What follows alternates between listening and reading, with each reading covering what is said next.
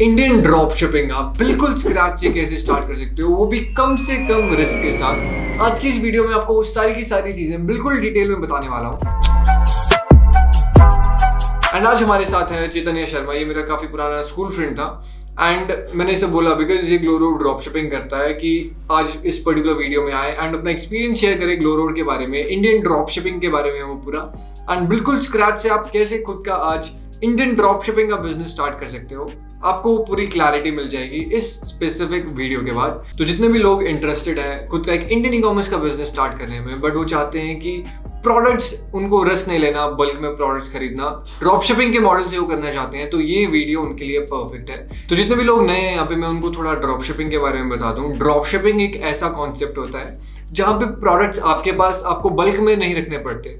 होगा क्या, जो आपका सप्लायर होगा वो आपको बता देगा कि उसके पास क्या क्या प्रोडक्ट है। हो सकता है ऐप हो एक ऐसा, जैसे ग्लोरोड है, अली एक्सप्रेस है, जितने भी प्रोडक्ट वहां पे है वो आप अपने खुद के स्टोर पे ऐड कर सकते हो एंड उसको आप प्रमोट कर सकते हो एड्स यूज करके। आपने फेसबुक पे ऐड देखी होगी प्रोडक्ट की, एंड जैसे ही आपको ऑर्डर्स आएंगे आप क्या करोगे, उस सप्लायर जो होगा उसको पता चल जाएगा और वो डायरेक्ट आपके कस्टमर तक वो प्रोडक्ट भेज देगा। आपको ना वो प्रोडक्ट बल्क में अपने पास खरीदना है, ना शिप करने की आपको टेंशन है, ना पैकेजिंग करने की। तो this is the concept behind drop shipping. काफी इजी चीज रहती है ये, बिकॉज आपका सारा फोकस रहता है फिर मार्केटिंग पे। इंटरनेशनल के लिए अली एक्सप्रेस जैसे होता है, इंडिया में राइट नाउ आप ग्लोरोड से स्टार्ट कर सकते हो। तो कैसे कर सकते हो आप इसमें स्टार्ट, एंड क्या क्या चीजें इसमें रहती है, क्या क्या फैक्टर्स होते हैं, प्रॉफिटेबल आप कैसे हो सकते हो, सारी की सारी चीजें इस वीडियो में हमने कवर की हुई है। एंड दिस इज नॉट एक sponsored video, this is just something जो I wanted to share with my audience, because drop shipping करने के बहुत सारे तरीके हैं। दिस इज समथिंग जो कि पहले से ट्राइड है एंड इसमें क्या क्या चीजें रहती है वो आपको इसमें फिर क्लैरिटी आगे हो जाएगी। तो लेट्स स्टार्ट आज की इस वीडियो से। तो वेलकम चैतन्य शर्मा। चैतन्य बोलते हो, चैतन्य बोलता है? चैतन्य बोलता हूँ। थोड़ा बैकग्राउंड के लिए, चैटी और मैं सेम क्लास में थे, 6 में हम शैमरॉक में साथ पढ़ रहे थे एंड उस टाइम पे ये मेरी स्कूल बस के एक सीट आगे बैठता था। हाँ, इसे पता ही नहीं था इतनी बड़ी अपॉर्चुनिटी मिस कर। एंड फिर उस टाइम पे हमारी ज़्यादा बात भी नहीं होती थी। उस टाइम ये बहुत इंट्रोवर्ट था, फिर मेरे को इसे समझाना पड़ा नहीं इंट्रोवर्ट नहीं होते, फिर ये थोड़ा बहुत सीखा। उसके बाद चिराग अमीर बन गया, मेरे से बात ही नहीं की इसने। मैं रह गया। फिर हमारी बात हुई थी 12th में, नहीं जब मैं कॉलेज में था, फर्स्ट ईयर सेकेंड ईयर में। मैंने इसके फेसबुक पे देखा था कि ये ड्रॉप शिपिंग कर रहा है, और तब मैं देखता होता था यूट्यूबर्स के, ये इतने कमा रहा है, ये इतने कमा रहा है। मैंने कहा ये तो देखा देखा बंदा है, ये भी 100,000 कमा रहा है, क्या चक्कर है। फिर मैंने इसे कांटेक्ट करके पूछा था। फिर उसके बाद फिर कुछ ना कुछ जो भी एक्सपेरिमेंट करता है ये बताता रहता है, मैं भी फिर बताता रहता हूँ। फिर अब इंडियन ड्रॉप शिपिंग तूने ग्लोरोड से यूज करके सारा किया ना स्टार्ट? हाँ, पहले मैंने एक बारी बीच में शॉप 101 से भी किया था। उसमें मैनुअल करना पड़ता था, ऐप पे जा जाके एड्रेस कॉपी पेस्ट करो। फिर ग्लोरोड का शॉपिफाई इंटीग्रेशन आ गया, तो मैंने इस पे माइग्रेट कर लिया।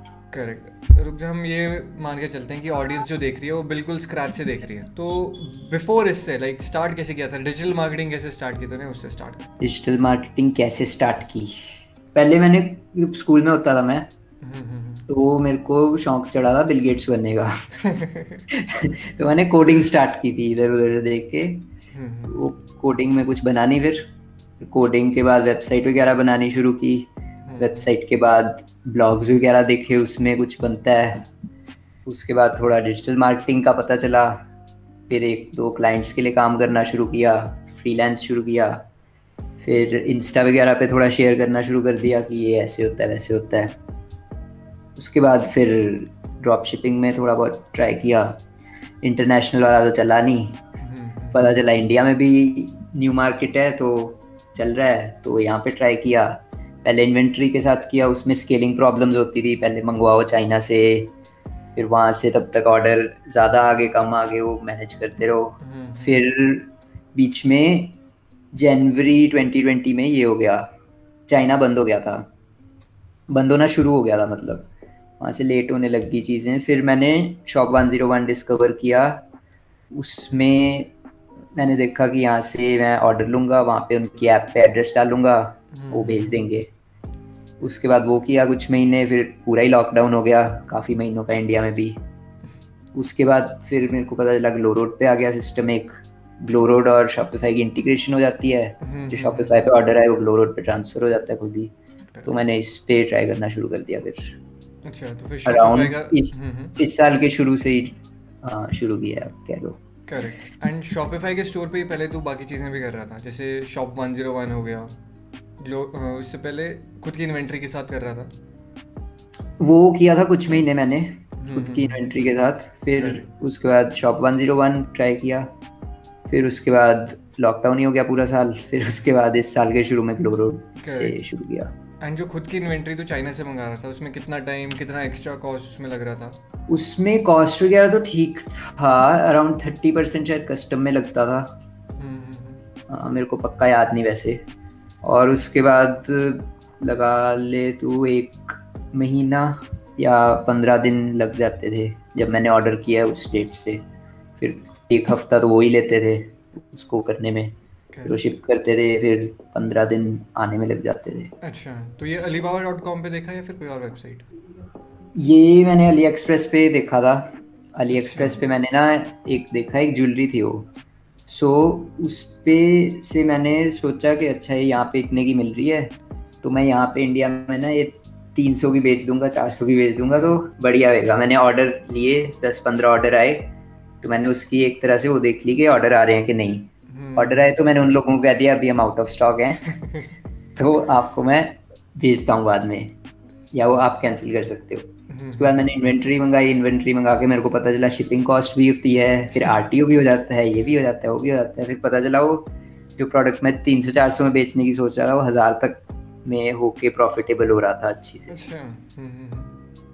क्योंकि उसमें मैंने आरटीओ और ये सब इतना कंसिडर ही नहीं किया था। मेरे को लगा कि आएगा ऑर्डर, भेज दो, बस हो गया काम खत्म। मतलब इंटरनेशनल जैसा जैसे होता है। हाँ, तो वो मैंने इतना कंसिडर किया नहीं था, कस्टम में भी लगेगा, जीएसटी भी लगेगा, ये भी लगेगा। तो उसके बाद फिर उसमें एक टाइम के बाद स्केलिंग इश्यूज आ रहे थे कि 20-30 ऑर्डर पर डे के बाद फिर वो हो रहा था कि एक ही प्रोडक्ट है एक तो वो, और उसके बाद मैंने इतना रिसर्च भी नहीं किया उसके अलग अलग क्रिएटिव्स बना के या कुछ करके, कोई ट्रेंडिंग चीज़ भी नहीं थी वो। और फिर उसके बाद अगर ऑर्डर यहाँ से कभी होता था कि ज़्यादा आ गए, ज्वेलरी थी उसके अलग अलग साइजेस थे, कभी किसी साइज़ का ज़्यादा आ गया, किसी साइज़ का ज़्यादा आ गया। उसके बाद फिर वो देखते रहो यहाँ से आ रहा है, वहाँ से जा रहा है, तो वो सब दिक्कत हो रही थी। अच्छा, फिर शॉप 101 मीशो जैसे है ना शॉप 101? तो मैनुअली हाँ, मीशो, शॉप 101, ग्लो रोड एक ही बात है। करेक्ट। तो फिर उसमें जब तूने स्टार्ट किया, प्रोडक्ट रिसर्च कैसे की तूने उसमें? उसमें मैंने मेनली यही किया कि जो चीज़ इंटरनेशनल मार्केट में चल चुकी है 1-2 साल पहले, वो इंडिया में यूजुअली होता है कि चल जाती है, तो मैंने वही प्रोडक्ट्स उठा के उन पे 500-500 रुपये पर डे बजट लगा के देख लिया कि किस पे ऑर्डर आ रहे हैं, जिस पे आ रहे हैं फिर उसको स्केल करना शुरू कर दिया। अच्छा, एंड कितने प्रोडक्ट तूने टेस्ट किए और कितने के बाद तेरे को एक विनिंग प्रोडक्ट मिला इसमें? 3 से 5 के बाद यूजुअली मिल ही जाता है। अच्छा, एंड फिर स्केल कब किया तूने, कितने लेवल तक उसे सेल किया? स्केल मैंने यूजुअली तो 100 ऑर्डर्स पर डे पर 200-250 तक भी किया हुआ है, कि उतने तक मतलब मैक्सिमम पीक पहुंच गया 270 आई थिंक। एंड उसमें फिर पूरा महीने का, या फिर लेट्स से ग्लो रोड पे अब तक तेरा कितना रेवेन्यू है टोटल? ग्लो रोड पे मतलब जो उधर से मार्जिन आया है या फिर रेवेन्यू जितना शॉपिफाई पे सेल्स आई है? शॉपिफाई पे सेल्स अगर मैं लगाऊँ, एक स्टोर है मेरा जो मैंने दिसंबर में शुरू किया था, अप्रैल में लॉकडाउन 2 शुरू हो गया था इसी साल में। अच्छा। दिसंबर 20 टू अप्रैल 21, अप्रैल के भी मैंने 10-15 दिन ही चलाया था, तो उतने में अराउंड 72 लाख बना था, 72-73 कुछ। अच्छा, एंड नेट प्रॉफिट इसमें कितना था? प्रॉफिट वही है 10% के अराउंड। अच्छा, मतलब 7 लाख के आसपास का इसमें नेट प्रॉफिट था, सारा खर्चा हटा के। इसमें से मेरे को 18-19 लाख ग्लो रोड से मिले होंगे मार्जिन में, और 9 लाख के अराउंड कुछ लगे होंगे मेरे फेसबुक ऐड में, 9-10 लाख, बाकी थोड़ा बहुत जीएसटी या रिटर्न ये सब में। समझ गया। एंड ग्लो रोड का जैसे सिस्टम है, ये ड्रॉप शिपिंग जैसे इंडिया में अगर हम करें और इन्वेंट्री रख के करें, इससे काफ़ी डिफरेंट है। हाँ, इसमें फ़ायदा ये है कि मेरा प्रोडक्ट लेट्स से आज सैचुरेट होने लग गया, तो मेरे को ये नहीं है कि मेरा डेड स्टॉक हो जाएगा कुछ। करेक्ट। तो फिर वो मेरे को रेडी पे नहीं बेचना पड़ेगा तो फिर इसीलिए मैं दूसरे प्रोडक्ट पे माइग्रेट कर सकता हूँ। समझ गया। तो इसमें मतलब प्रोडक्ट्स जो है उनके कभी पैसे देने ही नहीं है तुझे? नहीं, मेरे को प्रोडक्ट्स के पैसे नहीं देने। लाइक पूरा ये सिस्टम एक बार स्टार्टिंग से समझते हैं। लाइक लेट्स से तूने शॉपिफाई का आज स्टोर क्रिएट किया, उसके बाद तूने ग्लो रोड का ऐप उसमें इंस्टॉल कर दिया। हाँ, अब प्रोडक्ट तूने एक उसमें देखा और उसमें तू मार्जिन कितना डालेगा, कितना उसमें अलाउड है, कितना तू मार्जिन रख सकता है, उस हिसाब से स्टार्ट। मार्जिन 3x रखना अलाउड है मैक्सिमम तो। अच्छा। बट 3x अगर आप रखोगे तो 3x तो तेरे को कोई देगा नहीं। तो यूजुअली मैं देखता हूँ कि 300 to 400 रुपीज़ हो कम से कम मार्जिन। अच्छा। उससे ज़्यादा हो तो ऑफ कोर्स अच्छा है, बट डिपेंड करता है कि अगर अब कोई 300 का प्रोडक्ट है तो हो सकता है वो 600 तक बिक जाए तो 300 मार्जिन हुआ, या कोई 250 का है और वो 600 में बिक रहा है 350 मार्जिन हो गया। अब मैंने इसी रेंज में प्रोडक्ट ज़्यादातर किए हैं। कुछ हैं जो मेरे इंस्टाग्राम पे फ्रेंड्स वगैरह, उन्होंने ऐसा भी किया कि वो 1000 का प्रोडक्ट जो ग्लो रोड पे है उसे 1500 का करके 500 हो गया मार्जिन उस केस में। अच्छा, बट उसमें मार्केटिंग कॉस्ट नहीं रहा ना? हाँ, उसमें मार्केटिंग कॉस्ट भी ज़्यादा होगा। अब डिपेंड करता है, अगर वो ट्रेंडी प्रोडक्ट है तो हो सकता है कि कम कॉस्ट में ही उसके ऑर्डर आने लग जाएं। समझ गया। तो इसमें ऐसा है कि लेट्स से 400 ऐप का मार्जिन जो मैं यूजुअली टारगेट करता हूँ, 350 400। तो 400 आपके 100 ऑर्डर्स अगर पर डे पे आप स्केल कर लो उसको, तो फिर उसके लगा ले तो 50% भी अगर RTO मान के चले हम, तो 50 ऑर्डर्स डिलीवर हुए। 50 इंटू कितना लगाया था हमने, 400, क्या बन गया 12,000 प्लस आपका 2000 हो गया ना? नहीं, 20,000 हो गया। 5 4 क्या होते हैं? हाँ, 20,000 होते हैं, सॉरी। ठीक है, 20,000 हो गया। तो 20,000 माइनस 700 रुपये तो काट ले, वो पेनल्टी के काटेंगे। तो जब 40% से ज़्यादा RTO होती है तो एक पैकेज जो एक्स्ट्रा हुआ उसके वो 70 काटते हैं। अच्छा, पर मतलब इस केस में, हाँ, तो इस केस में हमारे 10 ऑर्डर्स एक्स्ट्रा RTO अगर हो गए 50% मैं लगा के चलूँ, अगर जो यूजुअली हो ही जाता है 50% RTO आपका, अगर आप मेरे जैसे लेजी हो जो मैं वेरीफाई वगैरह कुछ नहीं करता, ऑर्डर आता है भेज दिया। अच्छा। तो 50% तक आ जाता है RTO। तो 70 इंटू 10 700 उसके काट ले, तो कुछ लगा लो, चलो 19,000 हो गया जो हमें ग्लो रोड से आया। उसके बाद अगर मार्केटिंग कॉस्ट 10,000 भी हो रहा है फेसबुक ऐड पे, तो कितने बच गए, जो भी बच गए 9,000 बच गए। बट इसमें ये तो तूने बोल दिया RTO वो सब उसके बाद, बट जैसे मेरे को पहला ऑर्डर आज आया उसके बाद मेरे को क्या करना है, नेक्स्ट प्रोसेस क्या है मेरा? तो नेक्स्ट प्रोसेस है, ग्लो रोड की ऐप पे आ जाएगा वो ऑर्डर, शो हो जाएगा। ठीक है। ठीक है, COD है या प्रीपेड है? अच्छा। अगर तो प्रीपेड है तो कस्टमर ने तेरे को पेटीएम या कुछ किया होगा। ठीक है। ठीक है, तो लेट्स से तेरे को पेटीएम हुए 700 रुपीज़, तो ग्लो रोड पे वो प्रोडक्ट 300 का पड़ा है, तो 300 ग्लो रोड को पे कर देने हमने। अच्छा। तभी, क्योंकि प्रीपेड है वो, और वो उस पे पैकेज पे 700 लिख के भेज देंगे प्रोडक्ट। ठीक है। ये तो हो गया प्रीपेड का। COD में क्या होगा, 700 आया, वहाँ पे एड्रेस वगैरह देख सकता है तू, या तूने फ़ोन पे वेरीफाई करना है वो कर सकता है। ठीक है।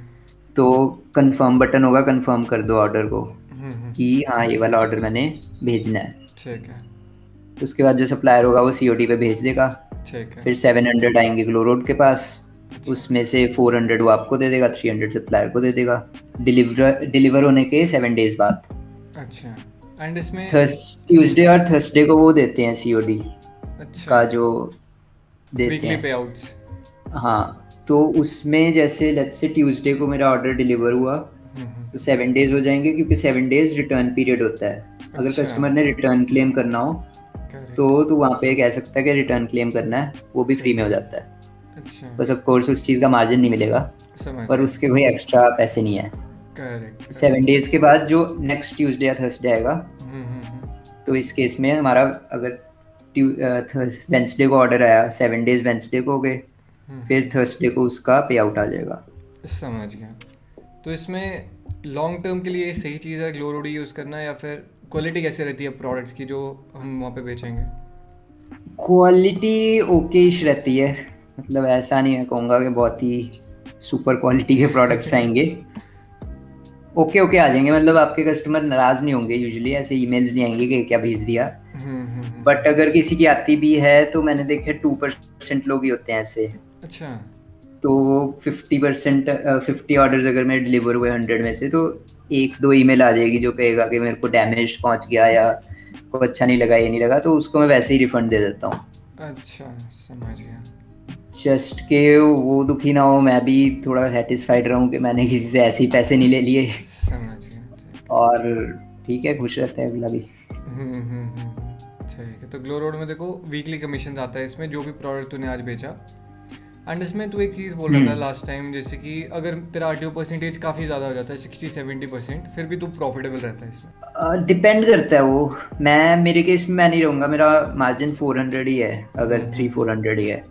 अगर कुछ लोगों से मैंने बात किया वो 500, 700, 1000 का मार्जिन, जो हाई टिकट लेट्स से 2000 वाला प्रोडक्ट बेच रहे हैं। करेक्ट। तो उस केस में जैसे 30% भी आपकी डिलीवरी है, मार्केटिंग कॉस्ट अगर कम ही है, वो कोई ट्रेंडी प्रोडक्ट है, ठीक है, तो वही 10-15 हज़ार अगर मार्केटिंग कॉस्ट है, और 1000 इंटू 30 प्रोडक्ट्स डिलीवर हो गए तो 30,000 आपको मिल गए। ठीक है। तो फिर तेरे 15,000 बच गए। अच्छा, समझ गया। तो इसमें बेसिकली प्लस हाँ वो पेनल्टी वगैरह लगेगी, लेट्स से Correct. 5,000 उसके काट लें अगर हम, अच्छा। तो भी 10,000 7,000 कुछ तो बच ही जाएगा। बट मैंने काफ़ी लोग मुझे बोल भी रहे थे कि ग्लो रोड का उन्होंने अकाउंट खोला और उन्होंने बहुत कम यूनिट्स ही डिलीवर शिप किए थे, बट डिलीवर नहीं हुए तो उन्होंने अकाउंट बंद कर दिया। ग्लो रोड वालों ने उनका अच्छा। अकाउंट बंद कर दिया था। अच्छा, मेरे साथ तो ऐसा नहीं हुआ अभी तक। अच्छा, तेरे मतलब आरटीओ बाकी परसेंटेज। शॉप 101 पे मैंने सुना है लोगों से, उसमें अकाउंट बंद हो जाता है क्योंकि वो आरटीओ की पेनल्टी नहीं लेते। अच्छा, तो अगर उन्हें आरटीओ ज़्यादा लगे तो वो अकाउंट को समझ ब्लॉक गया। कर देते हैं, उससे सीओडी ब्लॉक कर देते हैं मतलब। Correct correct correct. तो इसमें अगर प्रॉफिटेबिलिटी हम देखें तो 10% के अराउंड तो रहती है अगर हम ग्लो रोड से आज स्टार्ट करना चाहें। हाँ मेरी तो रह रही है अभी तक, बाकी कम हुई तो बता दूंगा। एंड प्रोडक्ट तेरा पुराना वाला कौन सा प्रोडक्ट था जो अभी तू बेच नहीं रहा? ये जो मैं बता रहा हूँ जिसमें 60-70 लाख का प्रॉफिट हुआ, ये स्वेट बेल्ट थी। अच्छा, इसकी मेरे को तो बिल्कुल ज़रूरत नहीं है, तेरे को भी नहीं है। तो बंद क्यों किया तूने उसके बाद? प्रॉफिटेबल खत्म हो गया या फिर ऐड कॉस्ट बढ़ गया, क्या दिक्कत थी? सैचुरेट हो गया था थोड़ा, तो अच्छा। इसीलिए बंद कर दिया था मैंने, बाकी तो कुछ नहीं। तो इसमें ब्रांड बिल्डिंग अगर हम सोचें कि चलो मेरे को एक प्रोडक्ट में बहुत अच्छा रिस्पॉन्स आ रहा है, बहुत प्रॉफिटेबल हूँ मैं, तो ब्रांड बिल्डिंग इसमें हो सकती है या फिर उसके लिए हमें इन्वेंट्री खुद ही मैनेज करनी पड़ेगी और सारा खुद करना पड़ेगा? ब्रांड बिल्डिंग तो मैं रेकमेंड नहीं करूँगा वैसे, अच्छा। क्योंकि एक तो सप्लायर आपके हाथ में नहीं है, आज वो अच्छी क्वालिटी भेज भी रहा है, कल को गलत हो जाए उसकी क्वालिटी। अच्छा। एक तो वो है, प्लस क्या होता है कई बार सप्लायर के पास इन्वेंट्री खत्म होगी, तो एक सप्लायर से दूसरे में स्विच करना पड़ता है। अच्छा।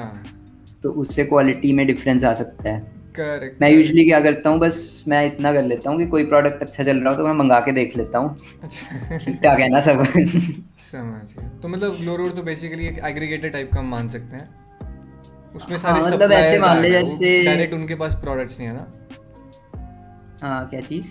उनके पास खुद के प्रोडक्ट्स नहीं होते, सप्लायर्स जैसे अमेजोन पे ही होता है, अमेजोन हाँ सेलर्स, वही है। वैसे हाँ टाइप का ही है। तो मतलब क्वालिटी ग्लो रोड वही की है। एक रिस्पॉन्सिबिलिटी नहीं है, वो सप्लायर के ऊपर डिपेंड करता है।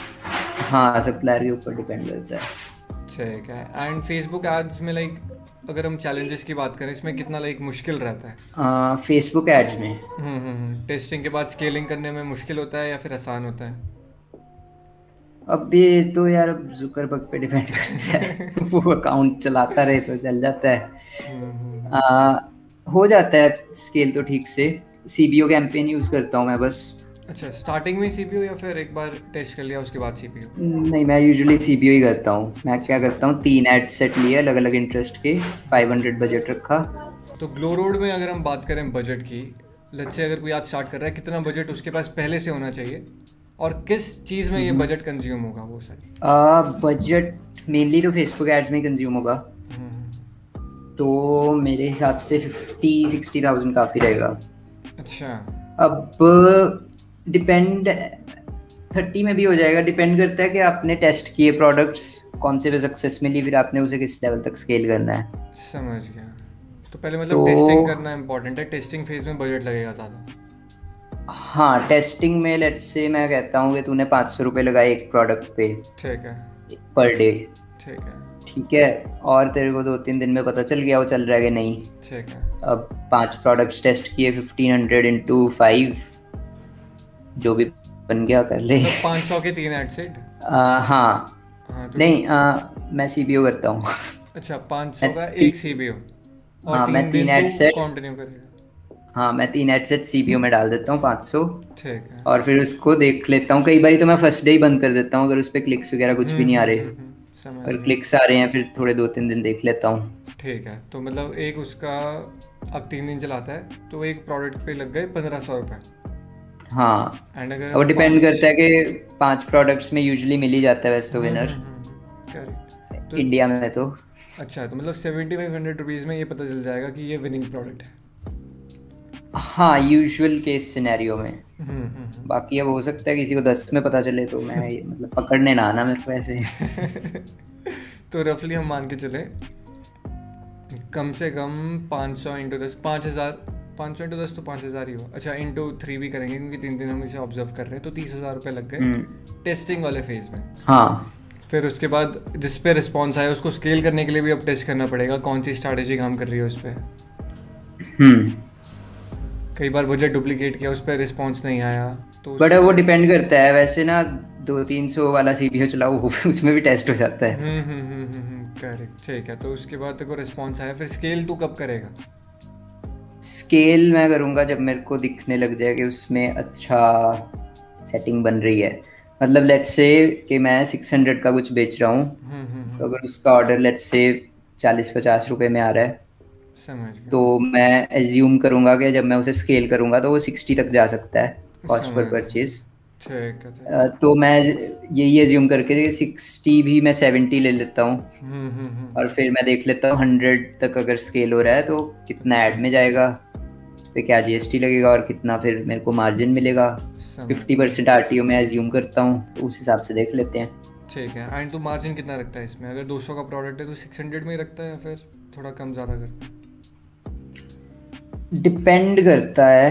अब कुछ प्रोडक्ट हो सकता है कि 200 का है और वो 200 का ही वर्थ नहीं है, तो उसको क्या ही बेचेंगे हम। कुछ है कि 200 का है या 300 का है, और उसका जैसे कि ये स्वेट बेल्ट का मैंने एग्जांपल दिया, वो कुछ 200-300 का ही है उसमें। बट टेली शॉपिंग वाली आप उसमें देखो अगर जो भी लोग देखते हैं उसमें वो 1500 की भी दे रहे होते हैं, 1000 रुपये 1500 की एक स्वेट बेल्ट, तो वो 600 की भी कर दो तो लोग खुशी से ले लेते हैं। अच्छा, बट ग्लोरोड ने तो ये इसलिए रखा होगा ना ताकि 3x से अगर कोई ज़्यादा बेचेगा तो RTO भी बढ़ जाता है जितना प्राइस बढ़ेगा उसमें। हाँ, इसीलिए रखा होगा। बाकी वो एक टाइम के बाद तो अनफेयर भी हो जाता है ना कि अब तो 500 वाली चीज़ 1500 में बेचे तो ज़रूरी नहीं उसकी वही क्वालिटी हो। एग्जैक्टली। बट फिर उसमें अगर हम फेसबुक एड्स के थ्रू बेच रहे हैं तो ऑब्वियसली वहाँ पे भी हमारा खर्चा है ही इसमें। हाँ, इसमें मेन खर्चा ही फेसबुक ऐड का है, इन्वेंट्री और कुछ तो है नहीं।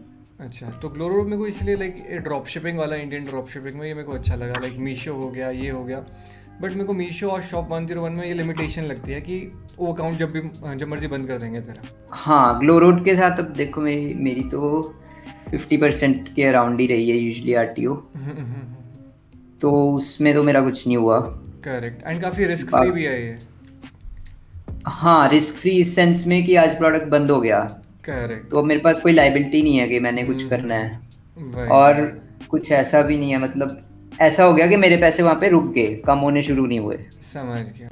तो ये बेनिफिट है इसका। तो अगर आज कोई बिल्कुल स्क्रैच से करेगा तो एक्शनेबल स्टेप्स में क्या क्या रहेगा? पहला काम हो गया एक शॉपिफाई पे स्टोर क्रिएट करो। हाँ, लिंक बायो में है। दूसरा हो गया प्रोडक्ट रिसर्च करो, नहीं दूसरा हो गया ग्लोरोड डाउनलोड करो पहले। हाँ, ग्लोरोड की फ़ोन पे ऐप डाउनलोड कर। अच्छा। ऐप पे ये नंबर वगैरह डाल के साइन अप कर दो नॉर्मल। अच्छा। उसके बाद हमने क्या करना है, शॉपिफाई पे ग्लोरोड करना है डाउनलोड, मतलब ऐप डाउनलोड करनी है। फिर उस पे फिर से पूछेंगे आपका क्या फ़ोन नंबर है, वही वाला डाल दे तो वो अकाउंट इंटीग्रेट हो जाएगा। अच्छा, ठीक है। फिर उसके बाद प्रोडक्ट रिसर्च, उसके लिए वही फेसबुक का सर्च मेथड या कोई प्रोडक्ट रिसर्च टूल यूज़ करना है वो कर ले। ठीक है। कुछ भी बाकी जो भी जैसे भी करता हूँ, जिसकी जो श्रद्धा हो वैसे कर ले प्रोडक्ट रिसर्च। उसके बाद मेरा एक दोस्त है वो चिराग, उसकी वीडियोस हैं, उसको देख सकते हो आप प्रोडक्ट रिसर्च में। बस फिर उसके बाद वो चीज़ ग्लो रोड पे देखो कि है कि नहीं। उसके बाद देखो कितने की है, कितने की बिक सकती है, मार्जिन ऐड करो, इंटीग्रेट कर दो, मतलब स्टोर में इंपोर्ट कर लो प्रोडक्ट। और उसके बाद उसकी डिस्क्रिप्शन वगैरह जिफ वगैरह इधर उधर से जैसे भी डालते हैं लोग, वैसे तो खुद भी बन जाती है।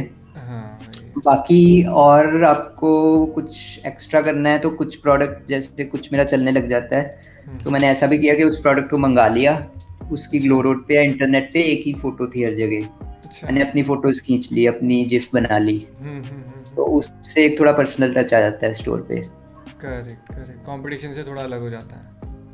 हाँ मतलब ऐसे नहीं होगा कि अगली ऐड भी उसको अगर सेम प्रोडक्ट की दिखी है, हर जगह सेम ही फोटो दिख रही है, हर जगह सेम ही प्राइस पॉइंट है, एक जगह थोड़ा अलग है तो लगता है कि हाँ भाई कुछ अलग है यहाँ। फिर उसके बाद उसकी फेसबुक ऐड चलाई, ऑर्डर आया, फिर ग्लो रोड पे जैसे मैंने बताया वैसे उसे ऑर्डर कर दिया। हाँ फेसबुक ऐड चलाई, ऑर्डर आया, ग्लो रोड पे आ जाएगा, COD है तो कंफर्म का एक ऑर्डर कंफर्म करना पड़ता है इसमें। अच्छा, ये भी एक वो है, बट उसमें ज़्यादा वो नहीं लगता क्योंकि बटन ही दबाना है। अब कोई आपका सिबलिंग है छोटा तो आप उसे बिठा सकते हो चल भाई कंफर्म कर। मैंने बीच में अपनी बहन को बिठा लिया था। तो कंफर्मेशन में तो मतलब कॉल वगैरह कर रहा है या फिर सीधा डायरेक्ट कंफर्म ग्लो रोड पे? कॉल मैंने एक बारी IVR वाला किया था, एक आता है ना शॉपिफाई पे IVR कॉल, तो वो मैंने ट्राई किया था। उसमें मेरा क्या हो रहा था, 20% जो ऑर्डर्स थे अराउंड वो तो मेरे कंफर्म नहीं हो रहे थे। अच्छा। और फिर उसके बाद मेरी 40% आ रही थी RTO। तो अब देखा जाए तो ये नेट तो हो गया कि 60% ऑर्डर डिलीवर नहीं हो रहे। करेक्ट। ठीक है, तो मैंने IVR हटा दिया। अच्छा। मैंने 100% ऑर्डर भेजने शुरू कर दिए, बस इतना देख लिया कि एड्रेस कोई बहुत ही बेकार ना हो।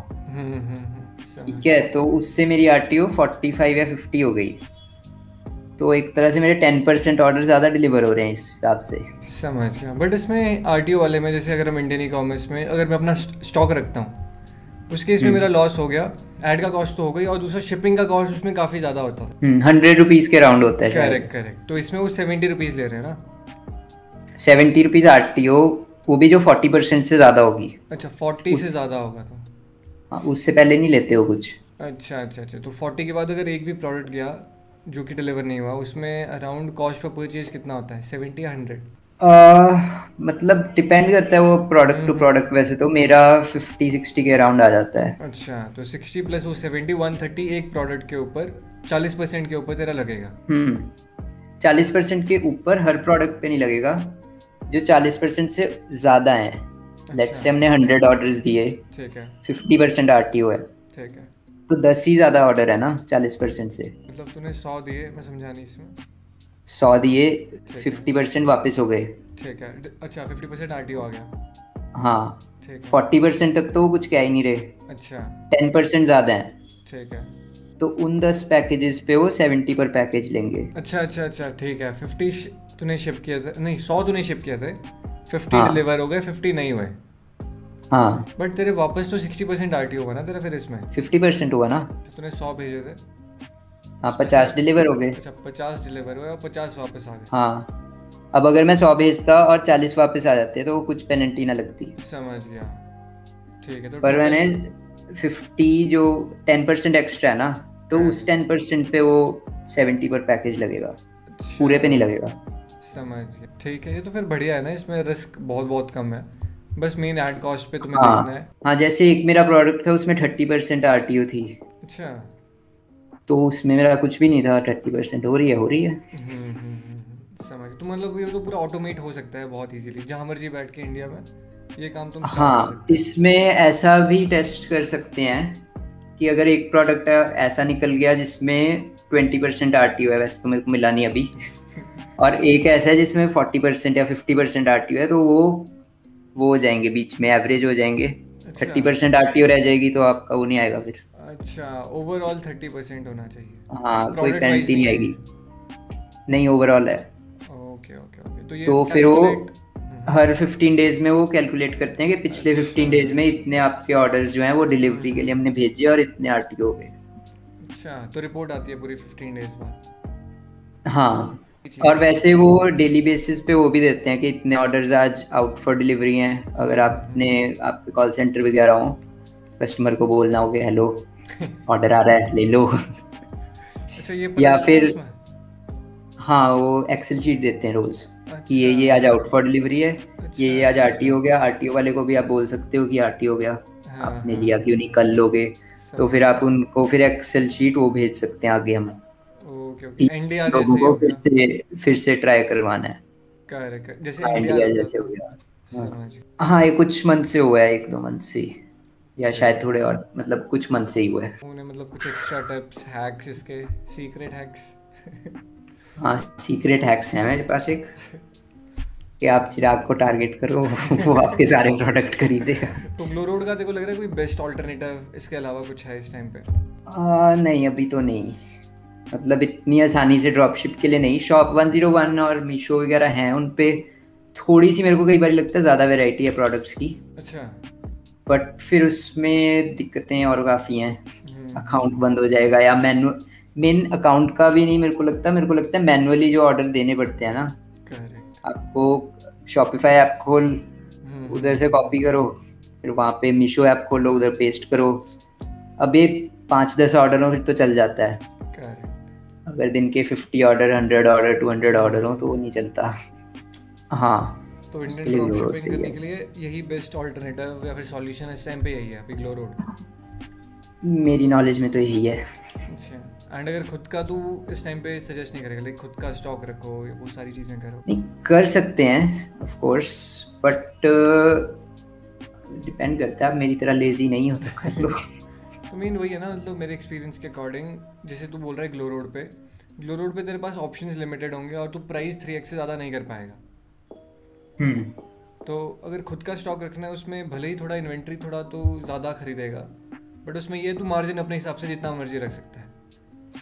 हाँ, वो अपसाइड है। बाकी अगर ब्रांड बनाना है किसी ने लॉन्ग टर्म, उसके लिए तो खुद का ही रखना चाहिए। एग्जैक्टली, उसमें पूरा क्वालिटी कंट्रोल, पैकेजिंग उसकी कैसी होगी, वो सब कुछ देखने के लिए। करेक्ट। एंड खुद के उसमें मैंने ये भी देखा है कि प्रोडक्ट कई बार ऐसे भी मिलते हैं जिसमें आरटीओ परसेंटेज 10 तक आ जाता है आरटीओ परसेंटेज। हाँ, जो सीधा चाइना से उठाओ वो भी इंडिया में है ही नहीं, तो बट उसके लिए ऑफ कोर्स खुद की इन्वेंट्री चाहिए। ये ऐसा है कि जिसने शुरू करना है, ई कॉमर्स टेस्ट करना है, वो कर सकता है। या फिर जिसको ऐसा है कि ई कॉमर्स करना है, थोड़ा बहुत 1-2 लाख बन जाए, उसको फिर इधर उधर इन्वेस्ट करना है या कुछ अलग अलग चीज़ें ट्राई करनी है, वो कर सकता है। करेक्ट, मतलब बस एक्सपोजर के लिए कि ई कॉमर्स होता क्या है और स्टार्टिंग का बेसिक कैपिटल इसमें आप कमा सकते हो, क्योंकि ऑटोमेटेड है। आपको कुछ ज़्यादा चीज़ें इसमें करनी नहीं, प्रोसेस पूरा बना हुआ है इसमें। हाँ, बाकी लग रहा है कि इसी में अगर किसी को, अब ड्रॉप शिपिंग ऐसा बिजनेस है कि मेरे ख्याल 2-3 साल तो अच्छे से चलेगा ही। उतने में अगर किसी ने स्केल कर करके अपनी पूरी जिंदगी की कमाई करनी हो, लगता हो सकती है तो कर ले। तो पूरा समराइज करने के लिए, ये इंडियन ड्रॉप शिपिंग में एक काफ़ी इजी सॉल्यूशन हमारे पास है, एंड इसमें हम काफ़ी इजीली सारी चीज़ें कर सकते हैं। अगर किसी को एक्सपीरियंस करना है तो काफ़ी इजीली कर सकता है, राइट? हाँ, मतलब मेन इसमें फ़ायदा है कि आपके पास इन्वेंट्री नहीं रखनी। तो फिर प्रोडक्ट उठाओ, अलग अलग प्रोडक्ट्स कुछ भी उठाओ, फेसबुक पे ट्राई करो, तो एक तरह से आपको पता चल गया कि कैसे ई कॉमर्स चलता है। ड्रॉप शिपिंग एक एंड में देखा जाए तो एक फुलफिलिंग मेथड है प्रोडक्ट फुलफिलमेंट का। तो उसके बाद आपने अपना ब्रांड बनाना है, अपनी पैकेजिंग, अपना सब कुछ करना है, इससे फंडिंग वगैरह लेनी है, बड़े लेवल पे करना है, तो उसके लिए अपनी इन्वेंट्री रख लो। बट उससे पहले एक्सपीरियंस के लिए कि ऑर्डर कैसे आता है, कैसे एड्स चलती हैं, अलग अलग क्रिएटिव्स टेस्ट करके ये वो कोई अच्छा प्रोडक्ट लगे, उसमें लगे कि ब्रांड बना सकते हैं, तो उसको फिर आप सोर्स कर सकते हो चाइना से अपनी की कस्टमाइजेशंस के साथ, उसके अराउंड ब्रांड बना सकते हो। So this is how you starting Indian dropshipping a business। बाकी मैंने एक step by step program create किया हुआ है, नीचे डिस्क्रिप्शन में लिंक होगा। तो if you are interested in learning step by step सारी की सारी चीज़ें इंडियन ड्रॉपशिपिंग के बारे में, तो आप वहाँ पे क्लिक कर सकते हो। And I will see you inside this programme.